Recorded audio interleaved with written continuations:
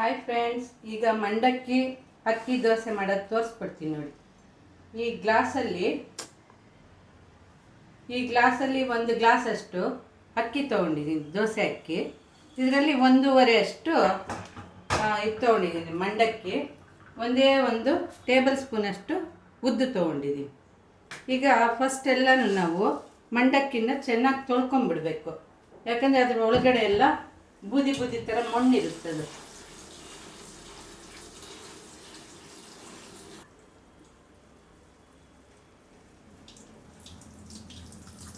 ನೋಡಿ, ಈಗೆಲ್ಲನೂ ಮಂಡಕ್ಕಿ ತೊಳ್ಕೊಂಡಿದ್ದಾಯಿತು. ಇದಕ್ಕೆ ಮತ್ತೆ ಒಂದು ಸ್ವಲ್ಪ ನೀರು ಹಾಕಿ ನೆನೆ ಹಾಕಬೇಕು. ಅಕ್ಕಿನೂ ಇದು ಬೇರೆ ನೆನೆ ಹಾಕ್ಕೋಬೇಕು, ಮಂಡಕ್ಕಿನೂ. ಆದರೆ ಅದನ್ನು ನಾವೇನು ಮಾಡಬೇಕು ಅಂದರೆ ಒಂದು 4-5 ಗಂಟೆ ಕಾಲ ನೆನೆ ಹಾಕಿಡಬೇಕು.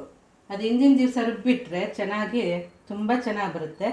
ರುಬ್ಕೊಳ್ಳೋವಾಗ ಅದಕ್ಕೆ 1-2 ಸ್ಪೂನಷ್ಟು ಟೇಬಲ್ ಸ್ಪೂನಷ್ಟು ಮೊಸರು ಹಾಕಿ ರುಬ್ಬ್ರಿ, ತುಂಬ ಚೆನ್ನಾಗಿರುತ್ತೆ ಅದು. ನೋಡಿ, ಈಗ ಅಕ್ಕಿ ಹಾಕ್ತಾಯಿದ್ದೀನಿ ನೋಡಿ. ಅಕ್ಕಿ ಜೊತೆ 1 ಟೇಬಲ್ ಸ್ಪೂನಷ್ಟು ಉದ್ದನ್ನ ಹಾಕ್ತಾಯಿದ್ದೀನಿ.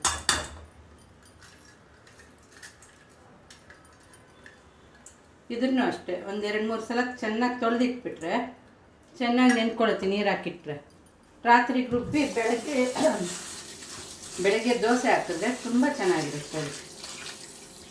ಅಕ್ಕಿ ಉದ್ದು ಒಂದು ಕಡೆ ನೆನೆ ಹಾಕಿದ್ದೀನಿ, ಮಂಡಕ್ಕಿನೇ ಒಂದು ಕಡೆ ನೆನೆ ಹಾಕಿದ್ದೀನಿ.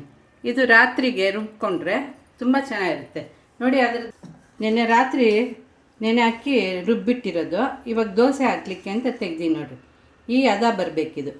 ಈ ಹದ ಬಂದರೆ ದೋಸೆ ತುಂಬ ಚೆನ್ನಾಗಿರುತ್ತೆ. ಇದಕ್ಕೆ ಉಪ್ಪು, ಒಂಚೂರು ಅಡುಗೆ ಸೋಡಾ ಹಾಕಬೇಕು. ನಮ್ಗೆ ಎಷ್ಟು ಬೇಕೋ ಅಷ್ಟು ಉಪ್ಪು ಹಾಕ್ಕೋಬೋದು ನೋಡಿ. ಈಗ ದೋಸೆ ಹಾಕ್ತೀನಿ ನೋಡಿ.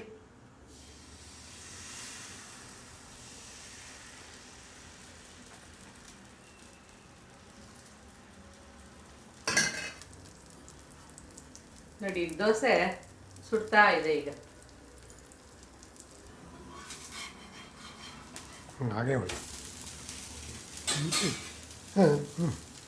ನೋಡಿ, ಈಗ ದೋಸೆ ತಿರ್ಸಿದ್ದಾಯ್ತು.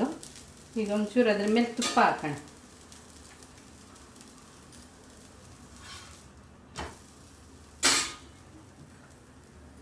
ಒಂಚೂರು ತುಪ್ಪ ಬೆಳೆಯೋಣ, ಚೆನ್ನಾಗಿರುತ್ತೆ.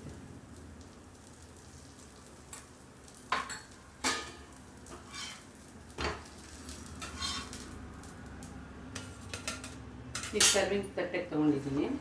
ಇವಾಗ ನೆಕ್ಸ್ಟ್ ಇನ್ನೂ ಒಂದು ಹಾಕ್ತಾಯಿದ್ದೀನಿ ದೋಸೆ ನೋಡಿ. ಆಗಲೇ ತುಪ್ಪದ ದೋಸೆ ಮಾಡಿದೆ, ಈಗ ಬೆಣ್ಣೆ ದೋಸೆ ಮಾಡ್ತಾಯಿದ್ದೀನಿ ನೋಡಿ.